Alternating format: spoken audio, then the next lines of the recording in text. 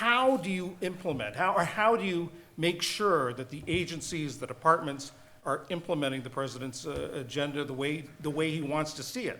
The Appropriations Committee starts writing the new bill based on the old bill, not the budget, the old bill. That is what their file is, the old bill. So you get very little change. If you look at appropriations bills, you get very little change from one year to the next. So I think where the power at OMB and the presidency is in implementation.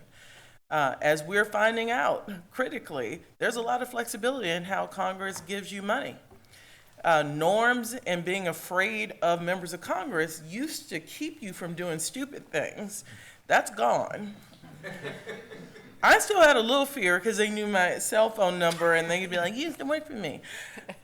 But that kept you on the straight and narrow. But turns out, like, the difference between norms and laws, like, we are now quickly coming to grips with what that means. And if you look at spending bills, just like you had, and Lyndon Johnson would have been like, my dream, I miss my moment. I miss my moment. You know, that hasn't gone away. This purposeful ambiguity, oftentimes because that's all they could agree on. They couldn't agree on anything more specific. I left many negotiating rooms saying, you say what you need to say, and I'm gonna say what I need to say. And we will shake hands, and I'm gonna go fund the Affordable Care Act, and you act like you had no idea I was gonna use that pot of money to do so. The power is in implementation. Using that flexibility, even before this administration, we did it. You know, Congress didn't know when they gave you a funding bill that you were going to have a formula shortage in the country.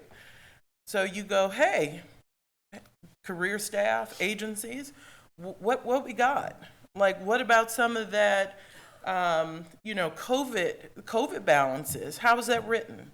I need my general counsels to look at. Do I have any flexibility to use that to bring formula from Europe for parents? And turns out we did. We did in Department of Agriculture, Department of Health and Human Services. So using that flexibility on implementation